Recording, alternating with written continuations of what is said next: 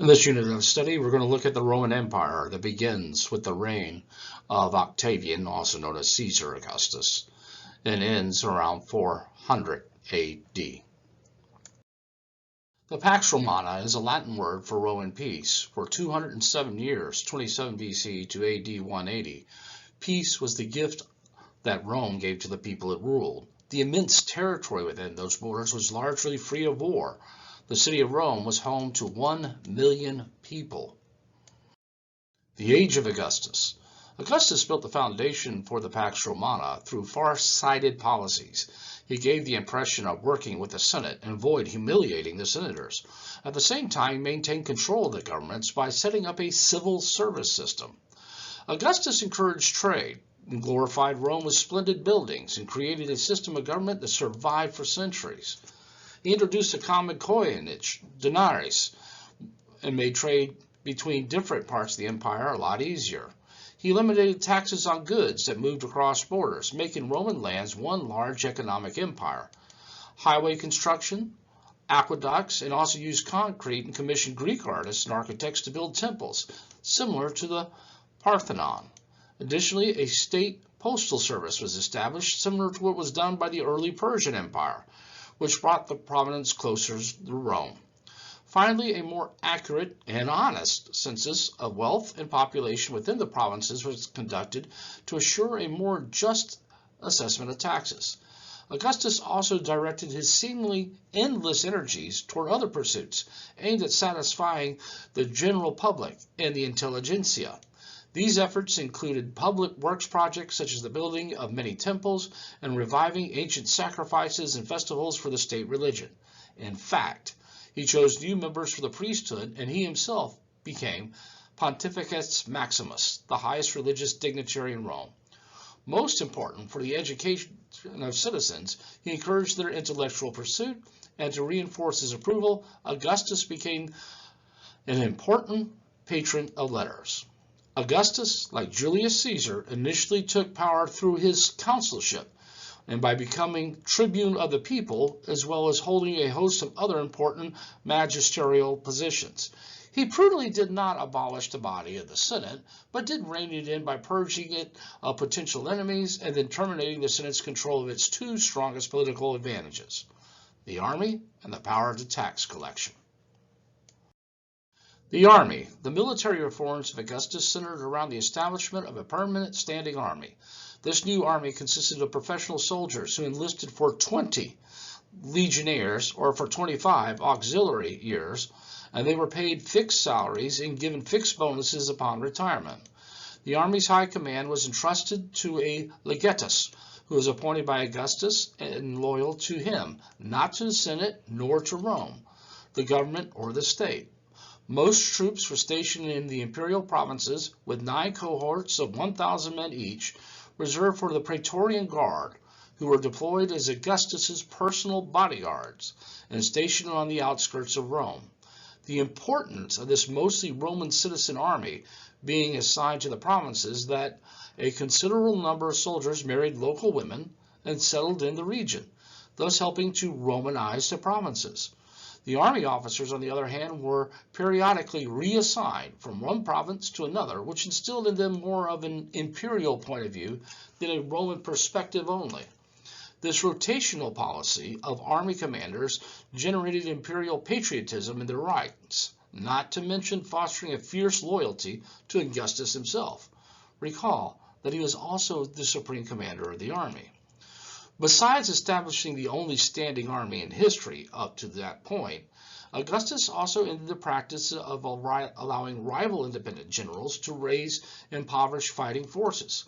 He became the only commander-in-chief and thus could swiftly discipline errant generals and sustain control.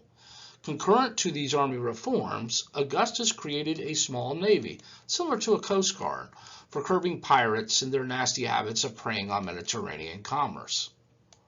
Roman provinces and frontiers. Princeps assigned legates to govern certain provinces. The legates came from the senatorial class and held offices as long as the emperor chose. Other provinces were continued to be ruled by proconsuls and procurators, who reported to the Senate. Imperium allowed Augustus to overrule the Senate. Governors paid a salary, relied on the local elites to govern. Reward was Roman citizenship for local elites. Frontier policy. Client kingdoms minimized the use of military in the east. Rome would cross the Rhine in 15 BC and reached the Elbe by 9 BC. However, occasional frontier wars did erupt, as the Battle of Teutoburger Forest in 9 AD in northwestern Germany, where barbarian Germans under Arminius defeated the Romans and drove them back to the west bank of the Rhine. Civil service became the center of an efficient imperial government. Senators were left their titles and money-making position, and running the empire was left to the plebeians, and even in some cases, slaves. Salaried experienced workers to take care of the grain supply, road repairs, and the postal system, and all the other work of running the empire. In the area of taxation, Augustus levied more equitable taxes, 10% on the volume of crops of a small farmer, took the collection of taxes away from the publicans, private independent contractors who were notoriously enriching themselves, and the provincial governors at the expense of the local population, and made the function a state-controlled operation which assured a certain measure of fairness and honesty. Roman society. There were 150 holidays celebrating things such as the emperor's birthday, the feast of certain gods, and other special occasions.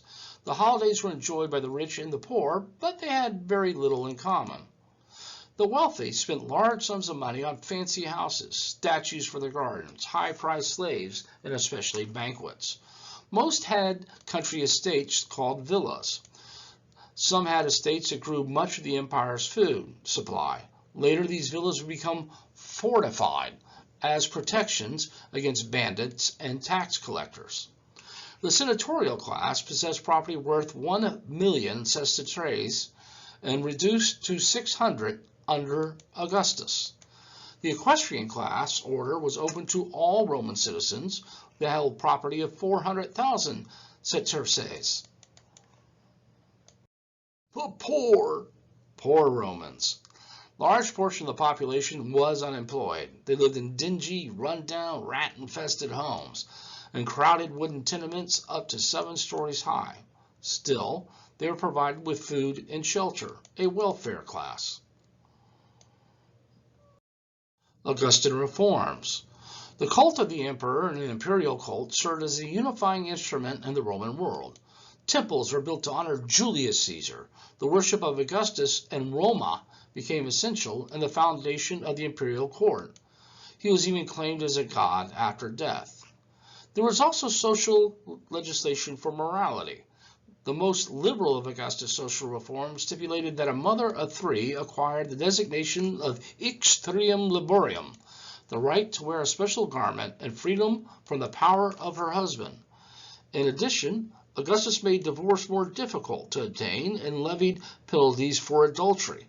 As it turned out, these social reforms as a whole were the least successful of his many reform programs. The Golden Age of Latin literature. Virgil's Aeneid. Virgil devoted 10 years to this masterpiece. He often was not able to write more than a few lines a day. He is so worried about the poem's flaws that he wanted it destroyed. Luckily, Augustus saved it.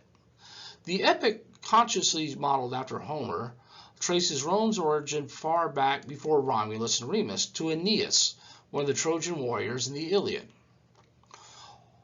Horace's satires detached observed of human weaknesses and directed his attack against movements not living people. Good friends, a simple life, and his beloved countryside is what he held most dear. And Livy wrote a history of Rome that covered the years from Rome's founding to the rule of Augustus. He liked the past better than the present, thought Romulus, Scipio, and Cato were more patriotic than Romans of his own time. They were men of honor, courage, discipline, and moral strength, duty towards family, the gods, and the state, and the belief of conquer every foe. The impact of Augustus. To sum up, Augustus did restore law and order, but at the expense of traditional liberties of Rome. The reign of Augustus marked the beginning of the Pax Romana, which lasted for over 2 centuries. However, occasionally frontier wars did erupt, as in the Battle of Teutoburger Forest in 9 AD in northwestern Germany, where barbarian Germans under Arminius defeated the Romans, drove them back to the west bank of the Rhine. In general, nonetheless, it was Augustus who set and stabilized the frontiers of the empire. Additionally, with his personal life as an example as temperate living, he set out the precedent of good behavior, which discouraged luxurious habits and encouraged a return to ancient virtues. By the time he would finally pass away, the Romans would be used to having an emperor. Augustus died at the age of 76 in AD 14. The Senate promptly hailed his adopted son and successor, Tiberius, as the new ruler. Tiberius and the 3 emperors after him were known as the Julian emperors because they were the descendants of the family of Julius Caesar. Some of the Rome's emperors were conscientious, intelligent, and able. 1 or 2 were probably insane. And the Senate and the people of Rome put up with the emperors as the system of government proved to be more stable and effective than its individual leaders. That, and there's only very few Romans that understood what it was like to live before there was an emperor. Tiberius ruled from 14 to 37, a good administrator, and he improved provincial government and the empire's tax system. Later years marked by wholesale treason trials and executions. He was a little bit paranoid. Caligula ruled only from 37 to 41, and he was mentally disturbed, but he didn't start that way. But once the disturbance started, for example, he appointed his horse council and talked to statues in the forum. He had a man's belly cut open after forcing him to drink wine. He was assassinated after a short, brutal reign. Claudius ruled from 41 to 54 and was considered slow-witted as a child, but became an able, intelligent emperor. He added Britannia to his empire, set up a government departments for accounts, correspondence, and justice. But he, too, would become paranoid over assassination. And he did actually foil the number assassination, 6 plots, and executed 35 senators and 300 knights. He would marry Agrippa. Nero, the son of Agrippa, who had married Claudius, became emperor at the age of 16.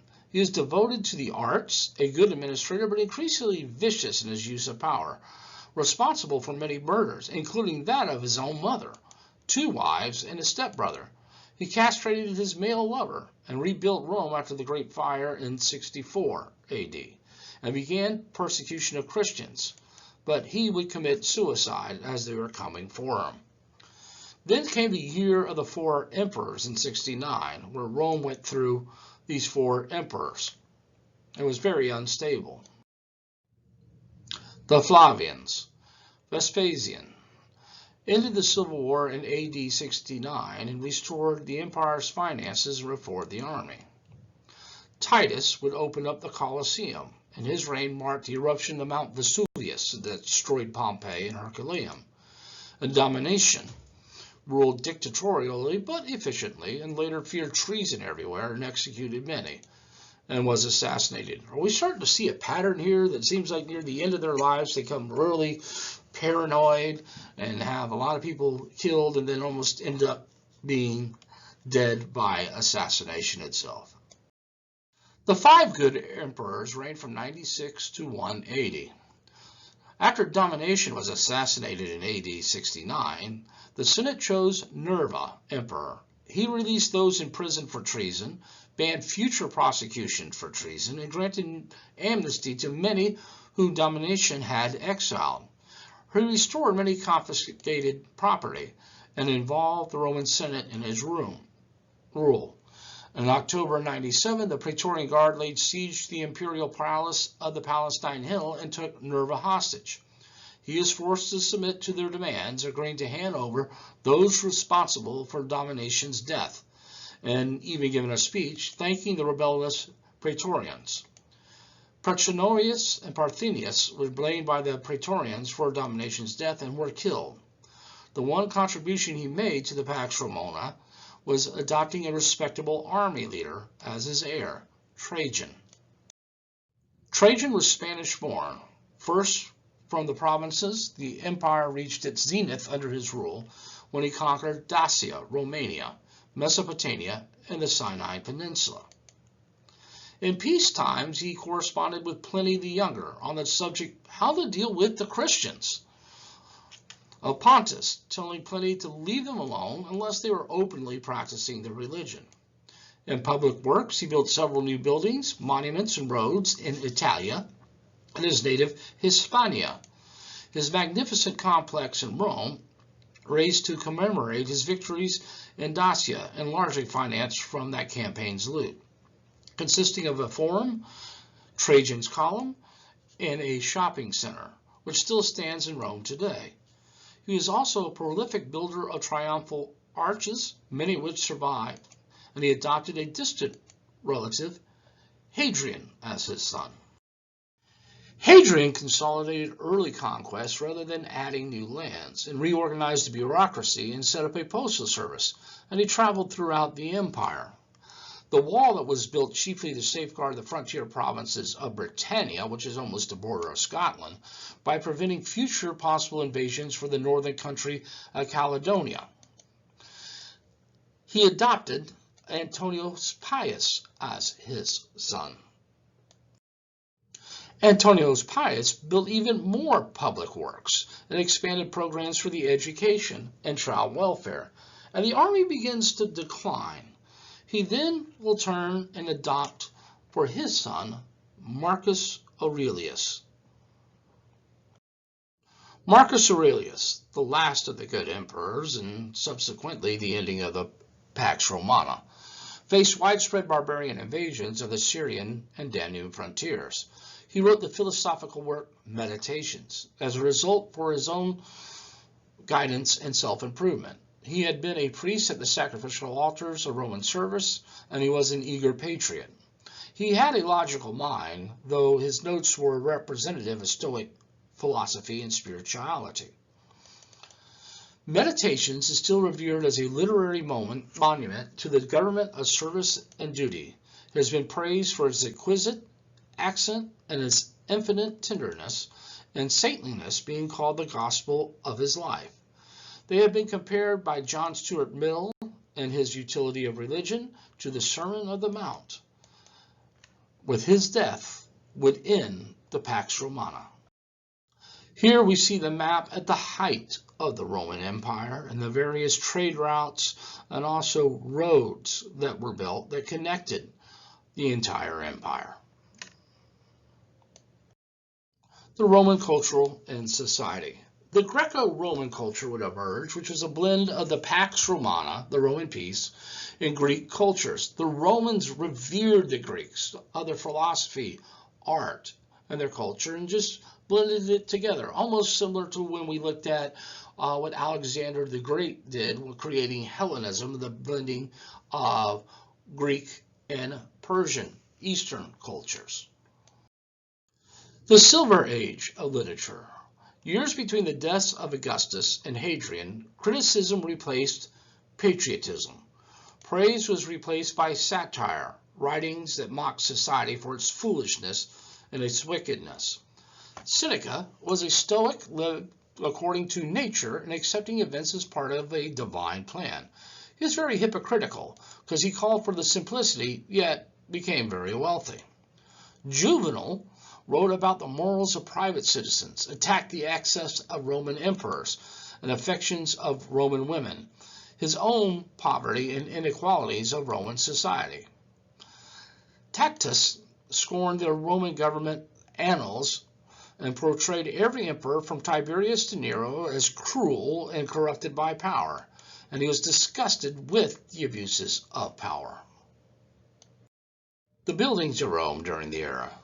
Rome became the most spectacular tourist attraction in the ancient world. After seeing Rome, visitors from Gaul and Spain went home and imitated its splendor. Soon, cities all over Western Europe looked like miniature Romes. Unlike the Greeks who used architecture to glorify their gods, the Romans used it to glorify their rule. The crowning achievement of Roman architecture was the Dome. The most impressive building in Rome was the Pantheon. The Pantheon was dedicated to all the gods. Its dome roof rested on a drum-like structure called a rotunda. Light would stream in from a small opening or eye at the top of the dome. The Colosseum. The Colosseum in Rome was an outstanding example of architecture and engineering. Although it's in ruins today, the Colosseum was 160 feet high, 620 feet long, and 510 feet wide. The wooden floor of the arena was the site of mock naval battles, duels between gladiators, and battles between men and animals. There were 80 entrances. 76 of those entrances were used for as many as 50,000 spectators. Emperor Titus and his party used 2 entrances, and the last 2 were used by the gladiators. The bottom tier featured boxes for the emperor, state priest, and the senators. The middle row of the marble sat distinguished citizens, members of the middle class, and favored slaves and foreigners in that order. The fourth tier on wooden benches sat the women and the poor. An awning could be rolled out on cables and shield the audiences against the sun and the rain. The gladiatorial shows. The show started early and lasted all day and was first begun with comics. This was followed by animal shows such as tigers, lions, and bears, elephants, and giraffes that were released to fight to the death. Then came the professional gladiators, who would fight animals or one another. The Romans adopted the gladiatorial contests from the Etruscans, and for the Etruscans such contests had religious importance. For the Roman government, the bloody entertainment served a political purpose. Entertain the thousands of unemployed, potentially dangerous people who flocked to the city of Rome. In many ways, the Colosseum is symbolic of the entire Roman Empire. From the outside, both were awesome in size and strength, but within combined bravery, honor, and glory with cruelty, sensationalism, and violence. Pompeii and Herculaneum. It is believed that on August 24, 79 AD, Mount Vesuvius erupted. However, recent scholarship has indicated clear support for October-November eruption is found in the fact that people buried in the ash appear to have been wearing heavier clothing than the light summer clothes typical of August. The eruption lasted for 2 days. Pompeii had a population of 20,000 people. The first 18 hours, many were able to escape, and approximately 1,150 bodies have been found. The population was killed by the ash, lava, and toxic fumes, and the city was buried under 13 to 20 foot of volcanic ash and pumice. Herculaneum itself was rediscovered in 1738 by workmen digging for the foundations of a summer palace for the King of Naples, Charles of Bourbon. And on August 20th, 1763, an inscription Republica Pompeiorum was found, and the city was identified as Pompeii. Excavations still continue to this day. Roman law unified the empire. Rome's most lasting contribution to later civilizations was its law. Early Roman law, such as the 12 Tables, was concerned with the rights of Roman citizens themselves. Romans later came to believe that laws should apply to all the people. Judges began to recognize certain standards based on the teachings of Stoic philosophers. No person could be judged guilty of a crime until all the facts had been examined. All persons accused of the crime had the right to face their accusers and defend themselves before a judge. If there was doubt of a person's guilt, he or she should be judged innocent. Any law that seemed unreasonable or grossly unfair could be set aside. Jesus of Nazareth. Most of the story of Jesus' life comes from primarily of the 4 Gospels of the New Testament. Gospel means the good news. According to the Gospels, Jesus was born in the town of Bethlehem in circa around 3 BC. Jesus grew up in Palestine, a son of a carpenter, and each year Jesus went to Jerusalem with his parents to celebrate the Passover, the holiday to celebrate the flight from Egypt. His knowledge of religious matters impressed Jewish scholars. Jesus' ministry. Jesus began his ministry when he was about 30. John the Baptist was warning his followers to repent their sins in preparation of the coming of the kingdom of God. And Jesus became a wandering prophet and a teacher. His teaching contained many ideas from Jewish traditions, such as the principle of the Ten Commandments. Jesus also chose 12 apostles, special messengers, who would accept this message and help spread his teachings. To tell his message, Jesus often told short stories called parables that contain moral lessons, like the prodigal son, a young man who left home and wasted his father's money. And after living an extravagant and degrading life, the young man comes to his senses. Begging for his forgiveness, he was received at home again with open arms. The message of the story was God's love will overcome sin. Jesus also emphasized the golden rule. Do unto others as you want them to do unto you. And Jesus provided a model for the compassion for others. Jesus was not impressed with wealth, titles, or status. His most famous sermon, recorded by the evangelist Matthew in 5, verses 3 through 7, was the Sermon on the Mount, known as the Beatitudes. Jesus' death and resurrection. The growing popularity of Jesus and his teaching worried Roman officials and Jewish leaders. When Jesus visited Jerusalem for the Passover, he is welcomed as the Messiah, the Christ, Christos, Greek for Messiah. Roman governor Pontius Pilate was concerned that Jesus' teachings about a kingdom of God challenged the authority of Rome. Pilate would sentence Jesus to death by crucifixion. And Jesus' resurrection on the first day of the week revitalized the apostles' faith. Led by Peter, they spread their teachings throughout Palestine and Syria. Paul's influence. The apostle who most influenced the new Christian religion never knew Jesus. He was known by two names. The Jewish name was Saul and his Christian name Paul.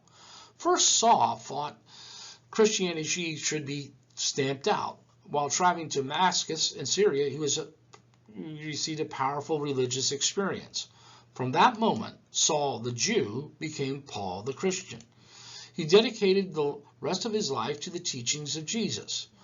Paul, being a Roman citizen, and the quality of Roman roads and the Pax Romana made it easier to spread the new religion to the areas of Greece. Paul had a Greek education and could speak the language, which led to converting many Greeks. Paul wrote letters to churches, which form an important part of the New Testament known as the epistles. These letters stressed that Jesus was the Son of God who died for people's sins. Paul made Christianity open to everyone, and a debate on whether one had to become a Jew first also began. Churches were established in every major city, and there was a strong appeal to the poor and the powerless. Transformation of the Roman world and the rise of Christianity, the religious world of the Roman Empire. As we've already seen, and going back a little bit, Augustus revised the Roman state religion in the worship of the gods. Now, Romans were known to tolerate other religions. You do what you want as long as you basically accept the emperor as your emperor, and what we've seen in some cases, like Augustus, as a god. Romans were also attracted to Eastern mystery religions that offered secret teachings that brought very special benefits, such as things like salvation. They were also into elaborate rituals with deep emotional appeal.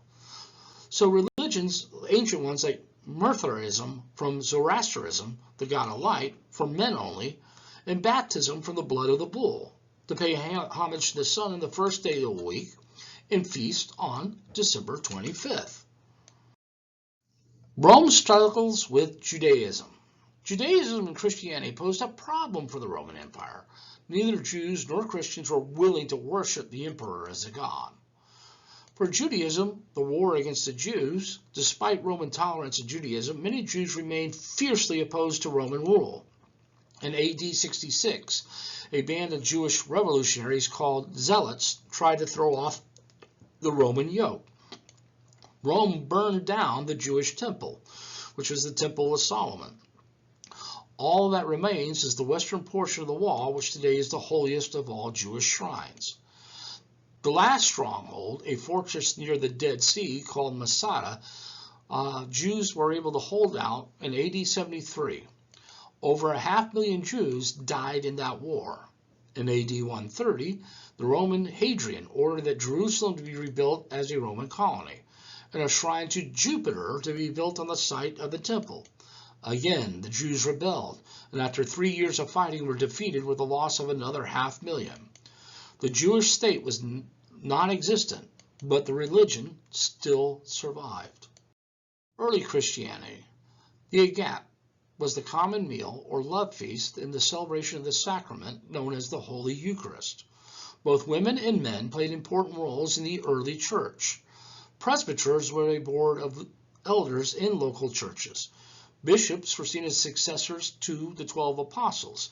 Since the 12 apostles were not going to be living, and they believed that Jesus was going to come back in their lifetime, which didn't happen, they had to pass on that authority to their successors.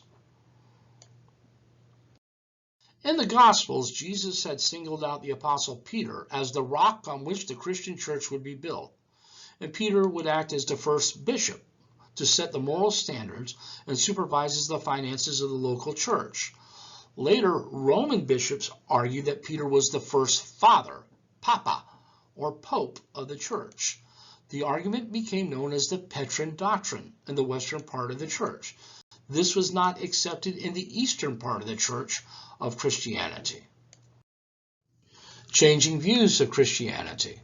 Christianity did not win the same respect from Roman rulers as did Jerusalem.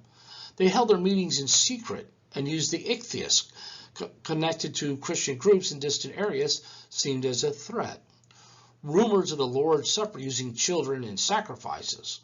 Christians refused to honor the gods, abstained from the festivals that honored them. In AD 64, Nero ordered the first persecution of Christians after a fire engulfed Rome. The apostles Peter and Paul were executed in Rome on the same day.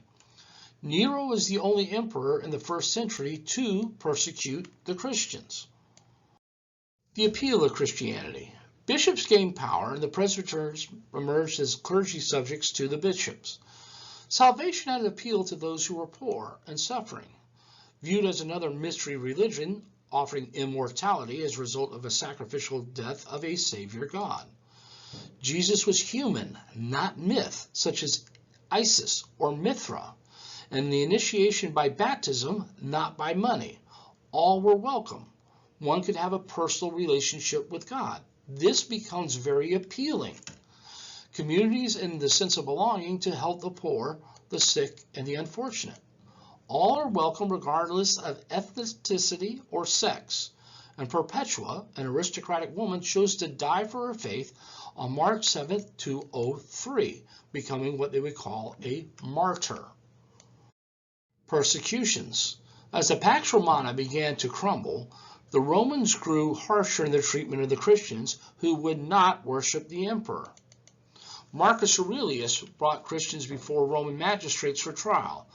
Those who gave up their religious beliefs and accepted the Roman gods were set free. Those who held to their faith were tortured and executed in the Circus Maximus, not the Colosseum. These Christians would be called martyrs. Decius, from 249 to 251, blamed Christianity for the disasters that fell on Rome. Martyrs were willing to sacrifice their life for their faith. And by AD 200, around 10% of the people of the Roman Empire were Christian. And what amazed the people that watched them being persecuted, as being crucified, burned alive, is that they were willingly wanting to go to their death. So the appeal becomes even greater, like, what do they know what we don't know? Rome's decline began with the rule of Marcus Aurelius' son, his biological son, Commodus. I always remembered it as Commodus because it sounds like commode, the toilet, and the empire's being flushed down the toilet. Commodus was vain and irresponsible, and he became a cruel ruler, and in AD 192 was strangled to death. The decline would continue for the next 300 years. The process of the decline took place in 3 stages. Long-time turmoil, known as the crisis of the 3rd century, economic, military, and political problems, and the empire would end up being divided into 2 parts, an eastern half Greek and a western half Latin. And the western half of the empire would end up falling to invaders. The crisis of the 3rd century. During the 3rd century, a host of problems confronted the empire. First, there was economic decay. Trade was disrupted by barbarian raids and by bands of pirates. Rome's gold and silver was drained away to buy luxuries from China, India, and Arabia, such as porcelains and silks. The Roman government started many coins that contained less silver. As a result, this caused an inflation, and the agriculture declined as well as the overworked land became less fertile. Military decay. Goths repeatedly overran their legions guarding the Danube frontier. Syria and Asia Minor were threatened by Persians. The Emperor Valerian was captured and was used as a footstool by the Persian king. Roman soldiers fought only for money, not patriotism, and Goths promised higher money awards. Barbarian troops' loyalty that the Romans would use in their legions becomes into question. Finally, political decay. Citizens were indifferent and disloyal, and by 200, local officials were required to pay for costly circuses and baths out of their own pocket. And each locality was required to send taxes to Rome, and the local tax collector would have to make up the difference if not collected. So the job no longer becomes desirable. Only groups interested in politics or the military. And through the years AD 218 to 268, Praetorian Guards proclaimed 50 generals as emperors of Rome. Only 27 were approved by the Senate. 17 were murdered, and 2 others would end up committing suicide. And so ends our study of the Roman Empire. The next unit of study, we're going to see the final fall of the Roman Empire.